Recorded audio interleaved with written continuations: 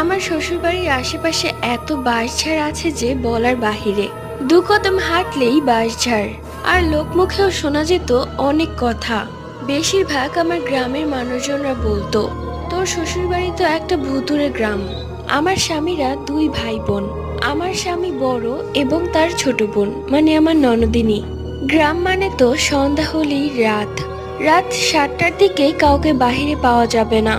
সবাই কাঁথা মুড়ি দিয়ে নাক ডেকে ঘুমিয়ে থাকে। রাত 10টা বাজে, আমিও ঘুমিয়েছিলাম। হঠাৎ করেই আমার ঘরের জানালা দিয়ে আমার ননদিনী আমাকে ডাকছে। কিন্তু ও যখন ডাকার হয় আমার ঘরে চলে আসে।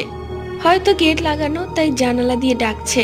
আমি উঠে ওকে দেখে অবাক হলাম। ও আমাকে বলল, ভাবি, নদীর পাড়ে যে কাপড়গুলো শুকাতে দিয়েছিলাম তুমি আনতে ভুলেই গেছো।